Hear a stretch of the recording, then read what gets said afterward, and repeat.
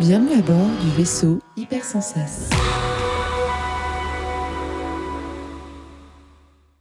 Bonjour et bienvenue dans le Défaussé, votre émission hebdomadaire sur le jeu de société. Moi c'est Alex et comme d'habitude je suis accompagnée de Zéphirine. Bonjour ma chère Alex, comment vas-tu? Ça va super bien malgré le confinement, moi je m'éclate. Alors aujourd'hui il n'y a pas que Zéphirienne, nous sommes accompagnés de Kat. Hello Kat. Salut tout le monde! Aujourd'hui de quoi tu vas nous parler Kat? Alors aujourd'hui, on s'attaque à un mythe, on s'attaque à Race for the Galaxy. Mais c'est moins compliqué que tout le monde veut bien le laisser croire. Ça va être cool.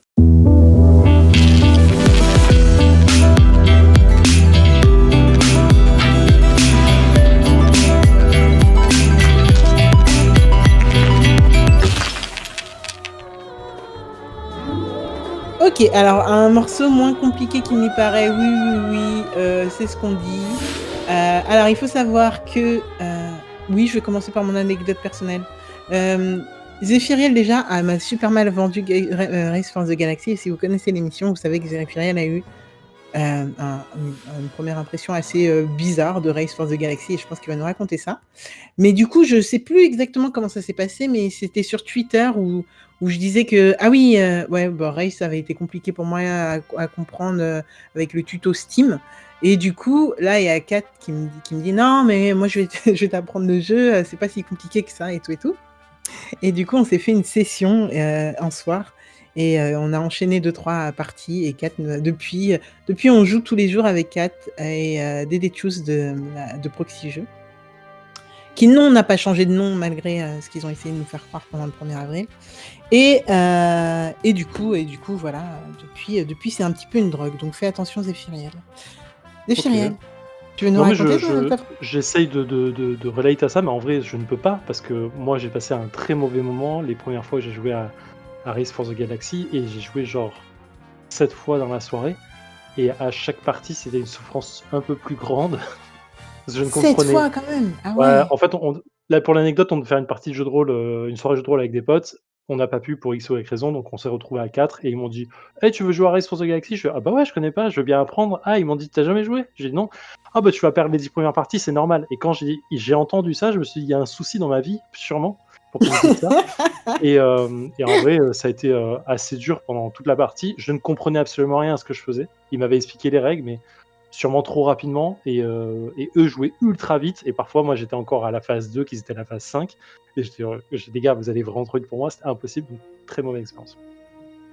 Mais alors du coup, merci beaucoup Kat pour la manière dont tu m'as appris le truc parce que j'ai pas ressenti du tout cette souffrance et donc c'est un grand kiff et j'espère que du coup Zéphiriel sera converti après cette émission. Mais c'est aussi pour ça que j'ai préféré que toi-même tu viennes nous expliquer ce jeu dans l'émission parce que je me sentais pas de l'expliquer moi-même et en plus t'as été tellement pédagogue avec moi que en fait je voyais pas le truc autrement.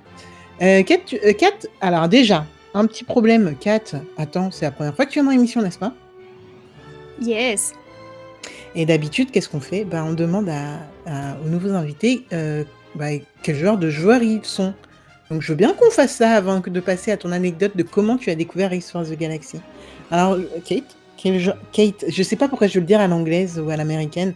Kat, quel genre de joueuse tu es? Alors plutôt très très très très bon public. J'aime bien jouer à tout.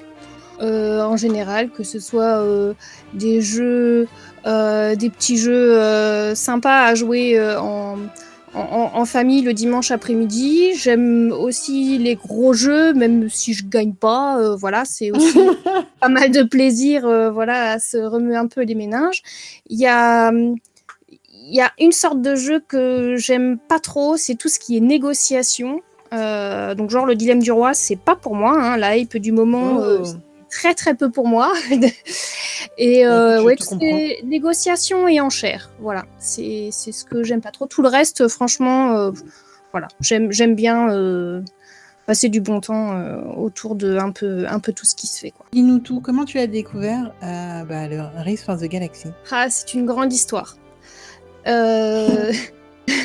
C'est assez marrant parce que J'étais toute jeune auditrice du podcast Proxy Jeux et bon, il y a le running gag de Cyrus qui adore Race for the Galaxy, qui le défend, et puis bon, moi j'y avais jamais joué. Et donc voilà, je garde ça dans un coin de ma mémoire, et puis on part au ski avec un couple d'amis, c'est dans le monde d'avant. Donc on part au ski dans un chalet ambiance colonie de vacances, auberge de jeunesse, où il y a d'autres familles qui sont là, et il y a un autre couple de joueurs. Donc nous, on avait pris quelques jeux, voilà, on va dire les basiques du jeu contemporain. Donc je vois ce couple qui joue à table, ils étaient à 2, et ils jouent à un jeu que je connais pas. Donc je vais voir, et là, des cartes un peu grises avec un fond bleu, des planètes, des vaisseaux et tout. Et je vois la boîte sur la table et je dis « Waouh, mais c'est Race for the Galaxy, mais c'est le jeu dont Cyrus parle !» Et c'était assez marrant parce que du coup, ils nous ont proposé d'en faire une partie. Donc, avec le couple d'amis avec qui on était en vacances. Et donc, eux, ils étaient à 2, ils nous ont expliqué comment jouer, et donc on a fait une partie à 4. Et effectivement, la partie, elle ressemblait un petit peu à ce que décrivait Zéphiriel. On ne savait absolument pas ce qu'on faisait. La douleur. Voilà. On nous disait simplement « Non mais ça, t'as pas le droit ». Ou alors « Ah, tu veux faire ça, mais tu peux pas, t'as pas assez de cartes ». Ah d'accord, ok. Et comment je gagne les cartes ? Et donc, chemin faisant, bon, moi je me suis pas découragée après cette partie juste... Voilà, j'avais encore ce mythe-là de Race for the Galaxy dont Cyrus parlait tout le temps. Et donc, au détour de Twitter, ok, il y a une appli, ok, bon, je vais la télécharger. J'ai trouvé le jeu d'occasion aussi sur le marché de l'occasion. Je l'ai acheté parce que ça m'intriguait beaucoup. Et donc, j'ai téléchargé l'appli et depuis, j'ai fait un nombre à 4 chiffres de parties de Race for the Galaxy via l'appli. Voilà. Ouais, mais c'est rapide quand même, parce que moi-même, là, j'en suis à... Franchement, je sais pas combien j'ai fait de parties, mais rien qu'avec toi, franchement, j'en ai fait... Oui. Et ça va super vite. Le matin avant le boulot, pouf, on joue nos tours sur les parties qu'on a en cours. Une pause à 10h. Au lieu de faire la pause café, on fait la pause Race for the Galaxy et un coup de midi. Et finalement, les parties, elles sont assez rapides, même en tour par tour. Ouais. Pour l'appli, ça va, en asynchrone, ça va relativement vite, ouais. Et je tiens quand même à dire que sur la 30aine de parties que j'ai avec Kat, j'en ai gagné une récemment, donc voilà. Je suis très fière de moi et je m'arrête là. On est au même rating quand je joue contre Cyrus. Alors, explique-nous qu'est-ce que Race for the Galaxy, parce que là on parle depuis un petit moment, mais on n'a toujours pas dit quel est ce jeu. Quel est ce jeu ? Et comme son nom l'indique, c'est un jeu de course. Donc on fait la course dans la galaxie pour coloniser des planètes et les développer. Donc déjà là, j'ai trahi les 2 points de règle essentiels, ou du moins les 2 composants essentiels du jeu. Donc on colonise et on développe. Et c'est une course, donc c'est le premier qui finit son tableau, parce qu'on va faire un tableau avec des cartes qui va symboliser donc notre empire. Et donc c'est le premier qui va arriver à un tableau de 12 cartes qui va mettre fin à la partie. Mais ça ne veut pas dire qu'il gagne. Celui qui gagne, c'est celui qui fait le plus de points. Et donc, tout l'art de Race for the Galaxy, c'est de faire des points avec ces cartes. Donc, c'est vraiment un élément essentiel du jeu. C'est ces cartes. Donc, on va pouvoir coloniser des mondes qui vont avoir différents pouvoirs et on va pouvoir les développer. Donc, voilà en gros le principe. Les cartes, elles vont donc faire partie du tableau et elles vont nous servir de monnaie aussi. Et c'est ça toute l'originalité du jeu à l'époque quand il est sorti. C'était que ces cartes, elles étaient composants du jeu pour marquer des points, pour payer. En fait, elles font tout. Et elles servent de ressources aussi. C'est vrai qu'elles font tout, ouais. Voilà. Ok. Donc ça, c'est l'essence du jeu. Donc il faudra poser des cartes pour faire des points. Jusqu'à présent, c'est pas compliqué. Non, jusqu'à... La surface, ça va. Non, en effet, jusqu'ici, tout va bien. comme dirait l'autre. Du coup, alors là, on n'a pas le visuel. C'est vrai que quand tu me l'as expliqué, il y avait le visuel et ça a aidé Ouais. énormément. Alors Oui, déjà, super. alors j'avoue que tu me l'as expliqué dans un ordre qui était tellement pratique que je sais pas, je vais te laisser développer dans l'ordre que tu veux, les planètes pleines, creuses, les couleurs. Alors oui, pour expliquer rapidement le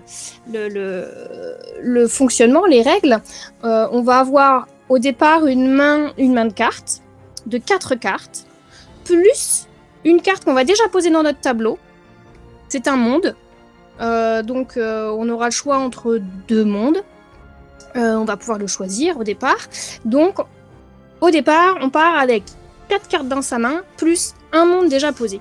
Les mondes qui sont posés, à quoi ils servent? Eh bien, il y en a qui produisent des ressources. C'est bien ça. Pour aller conquérir la galaxie, il faut des ressources. Donc, il y en a qui vont produire des ressources, il y en a qui vont juste apporter des pouvoirs. Donc, pour poser ces cartes, on va devoir les payer. Donc, pour poser un monde avec une valeur qui est notée dans une petite icône, la fameuse iconographie réputée imbuvable de Race for the Galaxy. Donc un monde, c'est un petit rond en haut à gauche. Dans ce petit rond, on a un chiffre. C'est ce qu'on va devoir payer en carte pour pouvoir le coloniser, c'est-à-dire le mettre de notre main vers notre tableau, donc le poser sur la table. Voilà. Donc ça, c'est pour les mondes. On a un monde qui vaut 2 pour le coloniser, il faut qu'on paye 2 cartes. Ça fait partie des actions qu'on a à notre disposition. On peut coloniser. Donc, on peut développer. Ça, c'est les losanges. C'est les losanges. Les cartes qui ont une petite icône losange, c'est des développements. Et eux, ils nous apportent aussi des bonus et des pouvoirs. Des choses qui vont nous servir à marquer plus de points ou à faciliter la pose d'autres cartes. Donc, ça, c'est les 2 types de cartes qu'on a. Pareil, les développements, on les paye avec des cartes. Dans le losange, il y a un chiffre. Ce chiffre, c'est ce qu'il faudra payer en carte pour le poser. Et donc des fois c'est un crève-cœur parce qu'on se défausse de cartes qui vont plutôt bien avec notre stratégie mais Voilà. de toute façon on a besoin de notre monnaie et il faut avancer dans le jeu, etc. Alors je sais pas si on va rentrer trop dans les règles trop profondes parce que dans le défaussé en fait on est plutôt en surface au niveau de la mécanique de jeu pour expliquer aux auditeurs quelles sont les actions à faire et comment gagner, voilà. Mais en plus, là, c'est vrai que c'est un jeu qui est quand même très abstrait tant qu'on n'a pas Très le visuel. plateau. Ouais, voilà. Ouais, il est Tant très qu'on n'a pas visuel. le plateau Alors, sous les yeux. peut-être juste pour préciser, souvent ce qui fait un peu peur à la lecture des règles papier ou sur ordinateur, hein, et il n'y a pas de vrai tuto pareil pour l'application. En fait, c'est l'ordre des actions à notre tour. On peut pas juste dire ah bah moi je pose un monde à ce tour-ci. Ben en fait non. On a toute une série d'actions qui vont être faites dans l'ordre. On va en choisir. Si on joue à 2, on choisit 2 actions. Si on joue à plus de 2, on n'en choisit qu'une. Mais par contre, on pourra utiliser les actions de notre adversaire. Et ça, c'est un des twists très intéressants du jeu, c'est que même si mon adversaire, il choisit par exemple de produire des ressources, et ben selon les pouvoirs dont je dispose pour les cartes déjà posées, et ben je pourrais aussi profiter de son action. Et donc, c'est tout un timing en fait pour utiliser les cartes qu'on a en main pour pouvoir bénéficier des actions de son adversaire ou de ses adversaires. Et surveiller le jeu de l'adversaire aussi, bien se rendre compte de là où il en est pour essayer d'anticiper les actions. Et c'est marrant parce qu'avec Kat, du coup, je joue pas vraiment comme ça. Mais alors, Dedechus, avec qui je joue aussi, arrête pas toujours à la radio des proxy jeux, du coup, arrête pas de me dire non, mais en fait, il faudrait que tu anticipes mes actions et ça va être plus facile, etc. Et c'est un niveau au-dessus encore, je pense, pour moi. Ok, Zéphiriel, je pense que tu as des questions. Non, pas vraiment, en fait, j'ai à peu près tout saisi, mais effectivement, sans visuel, c'est un poil difficile. Mais j'ai des vieux, je vais pas dire des relents, mais presque, des parties d'avant. Et je me souviens du coup des choses mais que j'avais quelle vécues à horreur! l'époque. Ouais, je te jure, c'est. So far, c'est ça vénère. va, mais Bon. j'attends de voir. Ok, Kat, t'as une mission là. Je suis désolée de te mettre ça sur les épaules, mais là, t'as quand même un petit peu une mission. Ouais. Côté- Pas des Désolé, moindres. hein. Ok, alors, oui, alors, chose à noter, moi j'ai jamais joué à la version physique et vraiment c'est super intuitif. Enfin, non, le tuto est absolument pas intuitif sur Steam et ou sur mobile. Par contre, après jouer, c'est genre ça déroule tout seul. C'est juste un kiff. Une fois qu'on comprend les règles et qu'on connaît les règles, sur les versions digitales, ça déroule. Et d'ailleurs, Kat, tu me disais que toi, la version physique, tu l'as. Pour la beauté du truc, tu l'as. Mais Oui. elle ne sort plus trop. Non. Même avec mon Ouais. mari, on joue sur l'appli. Voilà, en face, on joue quand Quand on même. est l'un en face de l'autre, on joue sur l'appli. Ok. Fiorel, est-ce que t'es prêt? Oui. Let's do this. Salut à tous, c'est Zéphaniel. Alors je suis désolé, on a eu un petit souci technique avec Craig encore qui a enregistré que mon son sur la partie jouée avec Kat et Alex.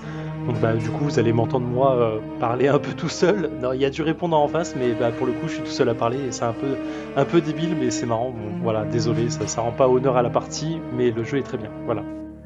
Celle-là, elle est posée ou pas? Elle est pas posée de base. Faut la poser. Ah, elle est posée gratuitement. Ah oui, parce que j'ai défaussé 2 cartes. D'accord, ok. Je sais pas si je la veux, Alex. Ça me paraissait cohérent de la jouer avec celle-là, mais si tu me dis que.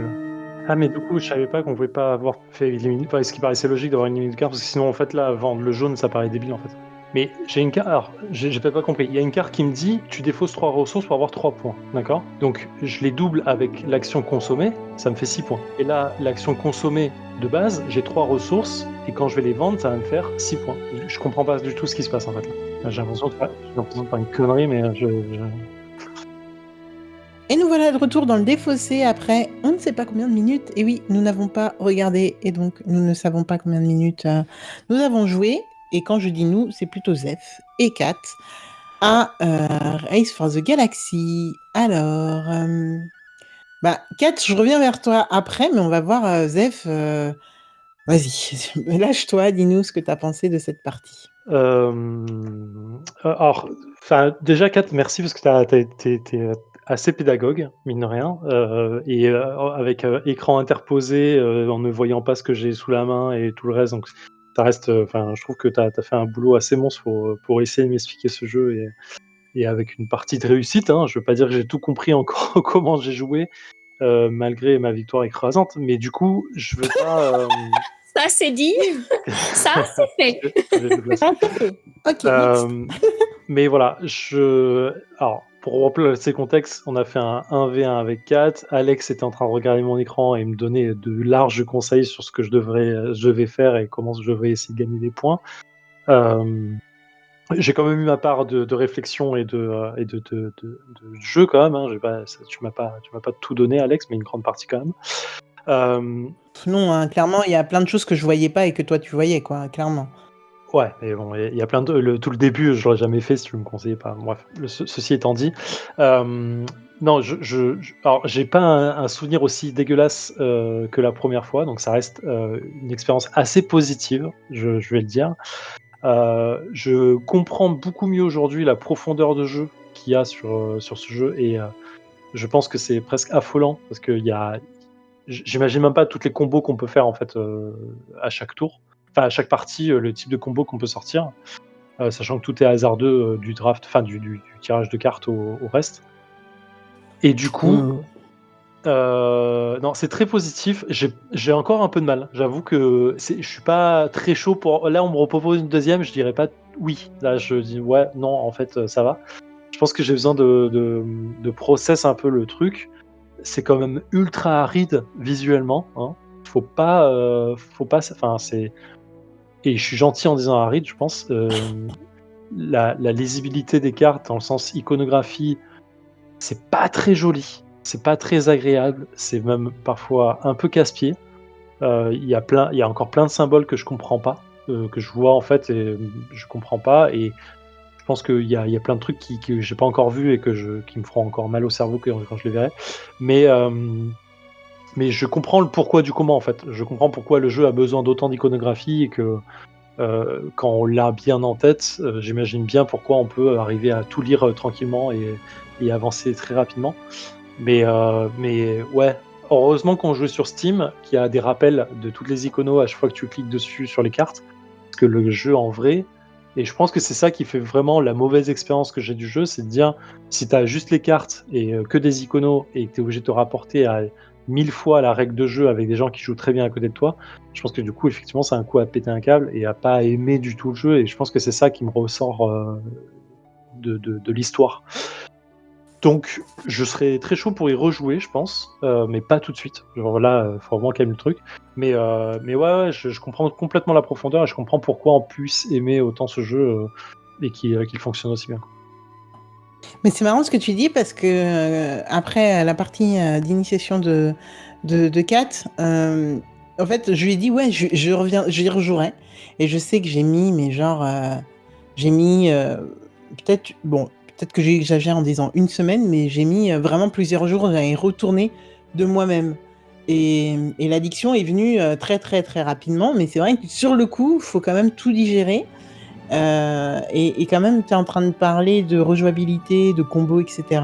À noter que là, franchement, c'est vraiment que la surface du jeu. Kat saura beaucoup mieux que moi le dire, mais il y a 10 millions d'extensions. Tu peux jouer aussi avec des... C'est pas des missions, mais des objectifs. Un peu à la Splendor, tu sais, le premier qui arrive à temps. Bon, alors rien à voir, hein. Les deux jeux n'ont absolument aucun rapport. Mais je veux dire, cette mécanique de le premier qui arrive à tant de trucs gagne des points, etc. Et ça, c'est repris. Et quand tu dois faire attention à tout, j'imagine même pas le jeu. Donc pour le moment, Kat est super gentil avec moi, malgré que ça fasse 1 ou 2 mois qu'on est en train de jouer ensemble sur les apps et ne les a toujours pas ajoutés à nos parties. Mais j'imagine très très bien. Mais je sais même pas, tes premières parties, Zéphirienne, t'avais ces objectifs, t'avais des extensions ou c'est vraiment le Non, c'est des jeu qu'on parties vient sec, de... complètement comme ça, en fait, juste le jeu de base, quoi. Ok. Ce qui est En fait, déjà... les extensions, elles sont... Enfin, il y en a peu qui sont indispensables. La première est indispensable parce qu'elle rééquilibre un petit peu le jeu de base. Là, en fait, ce qui s'est passé avec Zéphiriel, c'est que tu as eu, dès le début, la possibilité de développer un jeu orienté militaire. Et ça a relativement bien fonctionné, en fait. Mais normalement, avec le jeu de base, c'est assez risqué parce qu'il manque quelques bonus, quelques petits coups de pouce en fait pour vraiment assurer un rush parce que voilà les militaires ça marche quand tu vas vite et que tu termines vite le jeu, c'est une course hein. Et parfois quand il te manque des cartes ou des bonus t'arrives pas à aller au bout de cette course en fait. Si tu pioches pas les bonnes cartes au bon moment en fait t'arrives plus à avancer parce que t'as que ton moteur de points militaires. Et donc, cette première extension, elle rapporte un petit peu d'équilibre. Et voilà. Après, les objectifs, effectivement, ça peut... Une fois que tu maîtrises l'iconographie, en fait, ça peut apporter une orientation, en fait. Tu te dis, waouh, alors j'ai une carte dans ma main de départ qui irait bien avec l'objectif là. Et ben, je me fixe ça et j'y vais.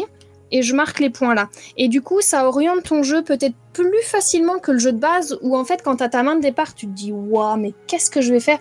Et le jeu de base peut aussi désorienter parce que tu sais pas au début comment monter un moteur efficace en fait, et dans quelle direction partir, parce qu'effectivement, il y a énormément de directions possibles. Non, mais effectivement, je pense que tu as raison et je pense que j'ai joué beaucoup de chance sur 2 points. C'est que, on a commencé avec un monde militaire avec Alex et on avait, je crois, 2 cartes en main qui fonctionnaient avec directement et oui, une qui permettait de monter très vite le niveau de puissance militaire et une autre qui était au cas où pour la sacrifier, pour monter très vite et derrière, on a pioché effectivement la carte à 7 militaire, Ouais. qui faisait pile poil le compte et en fait, après ça, on est parti complètement sur autre chose, en fait et du coup, ça a été un accélérateur de début de partie très fort et on a eu de la chance Voilà. de pouvoir, effectivement enchaîner sur une autre stratégie tout de suite et pas être perdu sur le nombre de cartes parce qu'on a eu une ressource jaune, on a pioché beaucoup de cartes d'un coup, donc ça a permis de renouveler directement le jeu. Après, moi, j'avoue que je joue que militaire, hein, parce que je suis très nulle à jouer. Je me force actuellement sur les parties que j'ai en cours à jouer ressources, mais je suis vraiment nulle en ressources. Donc, je suis assez étonnée que tu dises qu'avec avec le jeu de base, c'est un peu compliqué de jouer militaire. Je l'ai pas ressenti et du coup, je ferai plus attention là sur mes prochaines parties. Mais en effet, j'ai 10 millions de fois plus de chances de gagner en faisant du militaire que de la ressource. Donc ça m'étonne un peu, mais Voilà. Moi, ce qui m'a perdu, enfin ce qui a signé ma chute sur cette partie-là, c'est que j'ai malgré l'exploration et la recherche de cartes, j'ai pas attrapé de cartes en fait qui me permettaient de marquer des points en consommant mes ressources. J'avais les mondes et les ressources, mais il me manquait ces pouvoirs de consommation en fait qui permettent de faire des points de victoire. Et du coup, quand on a ça aussi dès le début, ces pouvoirs de consommation là, et ben les 24 points de victoire, la réserve de 24 points de victoire qui est là et qu'une fois qu'elle est épuisée en fait met fin à la partie. Ça peut aller très très vite et donc ça peut contrer en fait le militaire. Ça peut contrer le rush des militaires en fait. C'est ce qui m'a manqué. J'ai exploré, bon bah voilà, c'est le jeu aussi. C'est un jeu en théorie, quand on y joue sur l'appli, il dure 10 minutes maximum. Quand tu joues à 2, c'est 10 minutes, un quart d'heure, si on réfléchit un peu plus longtemps. Mais c'est vraiment un rush, donc finalement, bon, faire une partie où on cherche une carte, on la trouve pas, elle vient pas, c'est pas un drame. C'est pas un jeu de 3 heures où on investit voilà, toute une demi-journée. Ouais. C'est pas grave. Mais on a essayé. Voilà. Je trouve ça relativement plaisant en fait avec ce jeu parce que tu peux encore, même après plusieurs centaines de parties, encore explorer et tenter des trucs. Ça réussit pas. Mais sur une partie qui dure un quart d'heure, ça vaut le coup d'aller tenter et puis ah ouais, tiens, j'ai encore jamais pensé à comboter ça et ça. Ah, allez, sur cette partie-là, je tente. Et ça, je trouve ça vraiment chouette en fait. Et finalement, il a pas de thème ce jeu, on s'en fout. Ouais, c'est ça. Les icônes en fait, elles servent juste la mise en place des combos.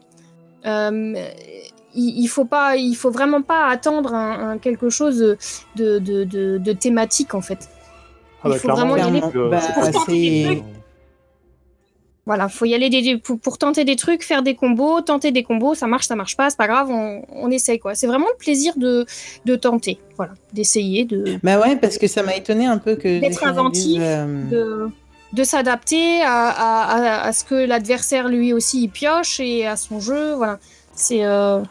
C'est ce plaisir-là, en tout cas. Moi, je suis plutôt d'accord avec toi, Kat, du coup. Et j'étais un peu étonnée quand Zef disait que bon, l'icono était moche et tout et tout. Parce qu'en effet, en fait, c'est genre, je crois qu'on a eu le cas récemment avec Lueur, qui est magnifique, mais l'icono, au final, on voit que des chiffres et des calculs et comment on combatte, etc. Bah là, en fait, juste ils se sont dit, bon, on va pas se casser la tête à faire un lueur, quoi. On va pas se casser la tête à te faire de l'art de fifou, mais tu ne verras que des contes et je trouve qu'en fait, justement, ça sert vraiment bien le propos et en effet, cette dynamique qui est. Le problème sur Lueur, c'est que le jeu Lueur de base, le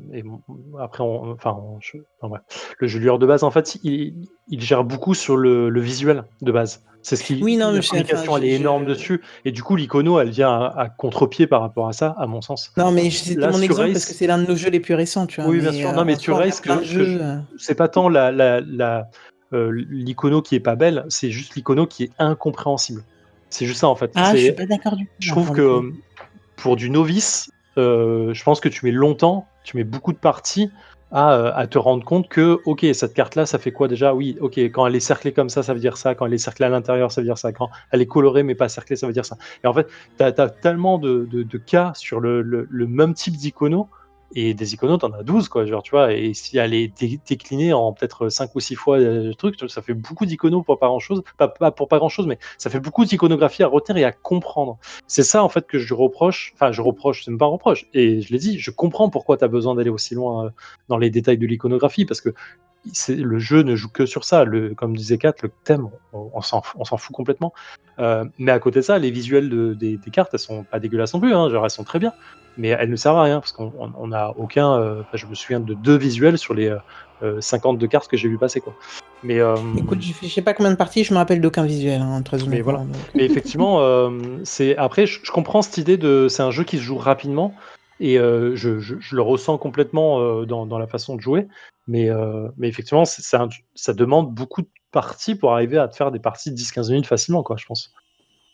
Bah, honnêtement, moi, bon, alors sur la soirée que j'ai passée avec Kat, on en a fait peut-être 4 parties, je sais pas On exactement. en a fait deux. On en a fait deux et ensuite, ouais, les parties elles se sont enchaînées, mais une semaine après où là tu jouais plus régulièrement. Ouais.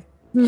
En effet. Mais vraiment, du coup, je me rappelle pas d'avoir eu autant de soucis avec l'Icono. Le problème, moi, c'était plutôt militaire ou pas militaire. Je voulais acheter des militaires enfin bref, avec des cartes, alors que ça s'achète avec du pouvoir militaire. Enfin bref, c'est plutôt ça qui m'avait au début perturbé. Mais c'est vrai que sur le reste, j'avais pas eu trop de soucis. Mais bon, après, je comprends, hein, chacun son. Enfin, je peux comprendre qu'on accroche plus ou moins à des dimensions du jeu. Mais bon, en tout cas, mais étonnamment, ce jeu, premier confinement, on a parlé de Star Realms, et ce jeu est venu complètement balayer Star Realms pour moi. Et vraiment, c'est le jeu que, genre, alors, truc perso, et que vous en avez rien à foutre, mais on s'en fiche. Sur mon téléphone, j'ai réduit au minimum sur mon écran d'accueil le nombre d'iconos qu'il y a. Donc, il y a tout ce que j'utilise au quotidien, et Race for the Galaxy a atterri sur mon écran d'accueil. Donc, c'est dire un truc, franchement, c'est dire à quel point j'utilise ce jeu, et j'y joue. Après, je comprends complètement la distance qu'il peut y avoir quand on ouvre ce jeu et qu'on se dit vas-y, on va faire un tuto et on va jouer. Et j'imagine très bien comment tu as pu découvrir ce jeu, et franchement, je comprends la réticence zéphirienne complètement. C'est sûr qu'à côté d'un lueur, c'est à côté d'un lueur ou d'un Everdell, c'est pas du tout les mêmes choses qu'on va aller chercher. Ah ouais, non, c'est pas la même Direction mécanique du artistique, tout, quoi. hein. C'est Ah clair. oui. Ah, C'est mais je clair. pense que même si la mécanique de base elle est quasi identique parce que tu fais des moteurs, enfin les jeux n'ont absolument rien à voir entre eux, hein, genre, y a pas de Oui, là-dessus, il y a oui, pas oui, de non, Tu ils question. ont parles de quoi rien à voir. là? Everdell et Star tu parles de quoi? Excuse-moi, Zéphirine. De 4 Star Realms ou... Everdell, Lueur et Roll. Ah Les ok, jeux ah n'ont oui, rien à oui, voir, oui, même bah si là c'est des jeux à moteur, on il est y a loin là. aucun, enfin et même, Star Realms, je pense que c'est même pas un jeu à moteur, c'est un jeu à combo, pur et dur, hein. Il y a pas de moteur dans l'idée, quoi, tu vois? Genre. Oui, c'est du deck building. Et à Oui, Star c'est un Realms, deck t'as pas building. 36 000 voies stratégiques. Hein. Ah clairement pas, non. Selon Voilà. les extensions, quoi. Parce que là aussi, il y a des extensions, attention. Je pense qu'on peut arrêter Ouais, ce là débat, aussi, en il y a fait, des parce qu'on part dans trop loin et je pense qu'on doit être à 50 minutes d'émission minimum. Donc on peut juste clôturer et ça ira très bien. Alors, avant de clôturer l'émission, est-ce que tu peux nous faire un rapide rappel de la petite fiche wiki du jeu? Alors, Rest for the Galaxy, c'est un jeu édité initialement en 2007. Son auteur, c'est Tom Lehman. C'est un jeu pour 2 à 4 joueurs. Il se joue en... La fiche wiki dit 40 minutes. Avec les applis, clairement, on tombe à...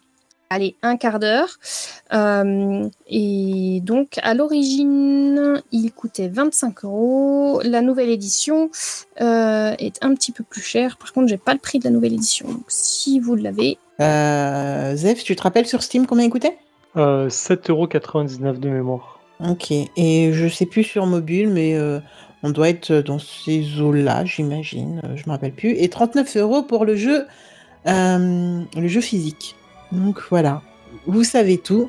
Petit conseil quand même, vraiment, hein, enfin, je pense que le plus simple encore est d'avoir quelqu'un de très patient comme Kat qui vient vous expliquer ce jeu, parce il est peut-être pas abordable facilement, et ça serait dommage de vous en dégoûter comme Zap a pu le vivre. Donc voilà.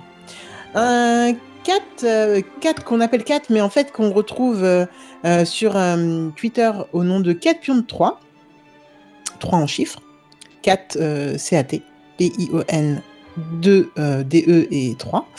Merci encore, Kat, d'être venue dans l'émission, du coup, nous expliquer Roll for the Galaxy. C'est un vrai plaisir. Bah écoute, tu reviens quand tu veux. Et Zéphiriel, je crois qu'on se retrouve la semaine prochaine. Bah, il me semble, bien sûr. Toujours à distance, mais toujours là. Absolument. Du coup, en attendant, bah, jouez bien, amusez-vous bien, et puis kiffez, malgré le confinement, autant que possible. Absolument, Bye. prenez soin de vous, jouez bien. Ciao!